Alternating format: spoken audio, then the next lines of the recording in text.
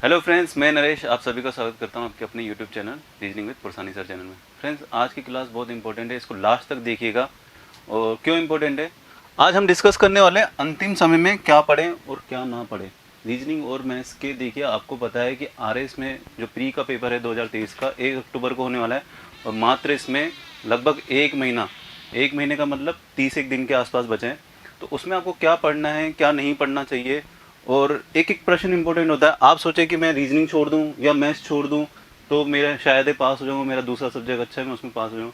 छोड़ने वाला सिस्टम मत रखिएगा, इसमें आप प्रैक्टिस कीजिए और आराम से आप क्लियर करेंगे, क्योंकि एक एक क्वेश्चन आपको प्री से मेंस की तरफ ले जा सकता है और मेन से प्री की तरफ भी ले जा सकता है। क्यों? क्योंकि अगर आपने क्वेश्चन को गलत टिक कर दिया तो आपके माइनस मार्किंग होगी। तो आगे इसमें डिस्कस करेंगे, इसलिए बोल रहा हूँ लास्ट तक जुड़े रहिएगा। देखिए फ्रेंड्स, सबसे पहले बात करेंगे अपन रीजनिंग की बात करेंगे। तो 2018 तक तो पैटर्न ये था कि 10 क्वेश्चन रीजनिंग के और 10 क्वेश्चन मैथ्स के आते थे। मैथ्स का सिलेबस भी काफ़ी बड़ा था। उसके बाद पैटर्न चेंज हुआ, रीजनिंग का सिलेबस थोड़ा सा बढ़ा दिया गया और मैथ्स का थोड़ा कम कर दिया गया। तो पिछली बार 2021 में अगर बात करें, नए पैटर्न से जो पेपर आया था उसमें रीजनिंग के 12 क्वेश्चन आए थे और मैथ्स के 8 क्वेश्चन आए थे।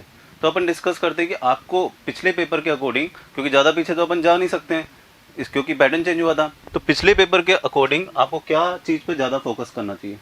तो मैं बात करूं सबसे पहले लॉजिकल रीजनिंग की। लॉजिकल रीजनिंग देखिए, वैसे तो एक टॉपिक है लेकिन इसके 4 सब टॉपिक है। कथन और धारणाएं, कथन एवं तर्क, कथन एवं निष्कर्ष, कथन और कार्यवाही का तरीका। ठीक है, ये इसके 4 टॉपिक हैं, ये एलआर के टॉपिक है।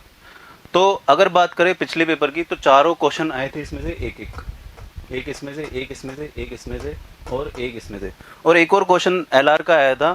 तो आप बोलेंगे सर टॉपिक तो इसके 4 ही हैं, पांचवा कौन सा आया था? तो पांचवा क्वेश्चन आया था आपके कारण एवं परिणाम।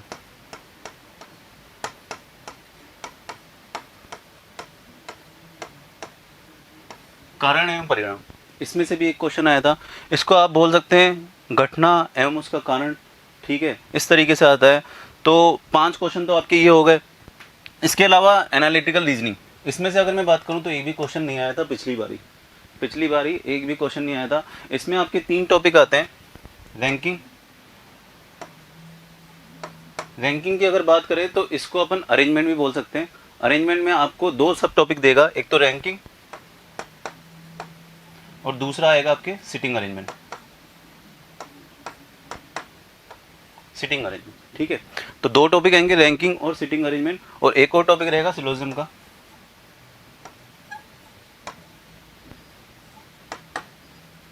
सिलोजिज्म देखिए कौन सा टॉपिक रहता है, न्याय वाक्य का ही होता है, निष्कर्ष हम ये निकालना। ठीक है, तो उसमें क्वेश्चन कैसे आते हैं, कुछ गाय भैंस हैं, सभी भैंस बैल हैं, तो ऐसे करके क्वेश्चन पूछेगा और आपको फिर निष्कर्ष निकालने होते हैं, कंक्लूजन निकालने होते हैं। तो पिछली बार अगर मैं बात करूं तो इससे कोई क्वेश्चन नहीं आया था, बट इस बार चांसेस है कि एक क्वेश्चन इसमें से भी आएगा।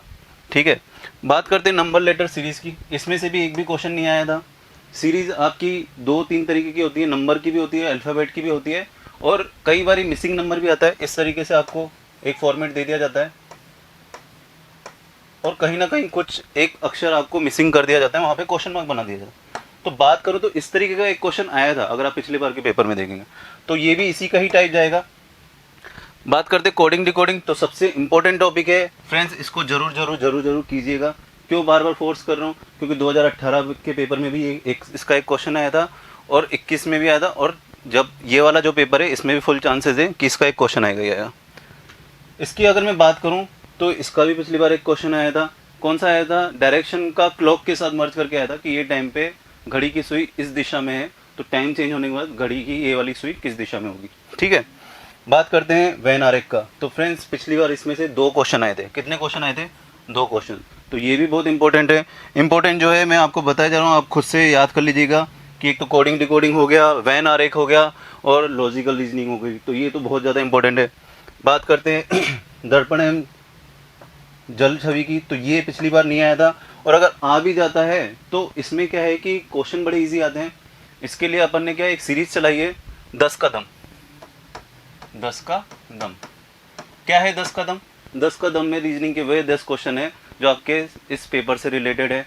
ये प्रैक्टिस के लिए मैंने सीरीज चलाई। अब तक इसमें 7 क्लासेस डाल चुके हैं और आगे भी इसकी क्लासेस अपलोड होगी। ठीक है, अगली अगर मैं बात करूँ शेप, आकृतियाँ और उनके उपभाग, तो ये भी इंपॉर्टेंट टॉपिक है, एक क्वेश्चन इसमें से भी आएगा।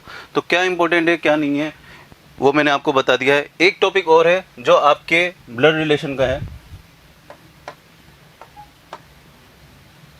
और ये भी बहुत इंपॉर्टेंट है।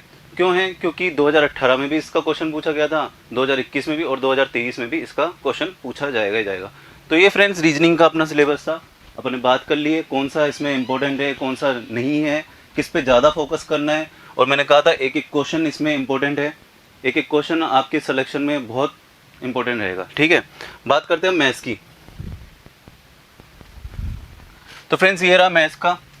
अब मैथ्स में बात करूँ तो बहुत कम टॉपिक है, आप जल्दी कवर कर सकते हैं। और अगर आप चाहते हैं कि जल्दी से जल्दी रिवीजन करना, तो ऋषि सर रीजनिंग चैनल पे मैथ्स का पूरा सिलेबस कराया जा रहा है, आप चाहो तो उसमें से देख सकते हैं। टॉपिक देखिएगा, ratio and proportion and partnership. इसमें से एक क्वेश्चन आया था पिछली बारी, तो इस बार भी एक क्वेश्चन आएगा। SICA की मैं बात करूं और परसेंटेज की, तो देखिए अधिकतर या तो मतदाताओं के ऊपर आते हैं परसेंटेज के, या जनसंख्या वृद्धि कमी पे आते हैं। तो ये टाइप के क्वेश्चन आते हैं, कंटिन्यूसली वृद्धि होना, कंटिन्यूसली कमी होना। यही पैटर्न SICA में भी लगता है, मतलब कि सिंपल इंटरेस्ट, कंपाउंड इंटरेस्ट, साधारण ब्याज और चक्रवृद्धि ब्याज। तो इसमें से भी आपके एक एक क्वेश्चन आएगा। तो देखिए बहुत इजी है, ज़्यादा लेंथी नहीं आएगा इसके अंदर, कंसेप्ट बहुत ज़्यादा लेंथी नहीं है। आप प्रीवियस ईयर पेपर उठा कर देखेंगे तो बहुत इजी लेवल के पूछे गए इसमें क्वेश्चन। बात करते हैं एरिया की, तो इसमें से भी एक क्वेश्चन आया था। ठीक है, एरिया वाले कौन से? आयत, वर्ग, त्रिभुज, वृत्त, तो जो 2D शेप होते हैं उससे रिलेटेड आते हैं। ठीक है, बात करते हैं अगला मीन।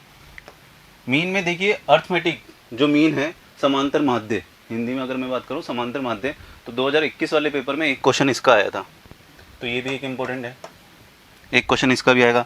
बार और लाइन ग्राफ की बात करें तो काफ़ी इजी होते हैं, डायग्राम दिया होता है, डेटा दिया होता है, आपको उससे आंसर निकालना है कैलकुलेट करके। तो इसमें से भी एक क्वेश्चन आया था आपके। टोटल कितने हो गए? 3 3 6। और बात करें, ये दो टॉपिक पिछली बार जुड़े थे, मैंने कहा था ना सिलेबस चेंज हो गया था 2021 से पहले वाले में, और ये तीसरा जो मीन वाला है ये भी बाद में ही जुड़ा था। तो ये तीनों टॉपिक से एक एक क्वेश्चन आए थे, और इस बार भी पूरे 101% चांसेस हैं कि इसमें से एक एक क्वेश्चन आएगा ही आएगा, एक इसमें से, एक इसमें से, और एक इसमें से। तो देखिए फ्रेंड्स, मैथ्स का सिलेबस बहुत ज़्यादा छोटा है, आप बहुत जल्दी कवर कर सकते हैं, विद इन 7 डेज़ में इस पूरे सिलेबस को आप कवर कर सकते हैं। और अगर आप चाहते हैं कि मैं मैथ्स की भी आपको प्रैक्टिस कराऊं तो मुझे कमेंट सेक्शन में ज़रूर बताएं। ठीक है, अभी के लिए धन्यवाद। और अगर आपको ये वीडियो यूज़फुल लग रहा है, आपको लग रहा है बहुत इंपॉर्टेंट इन्फॉर्मेशन है, तो इसे अपने दोस्तों के साथ भी शेयर करें ताकि वो भी इसका फ़ायदा उठा सकें।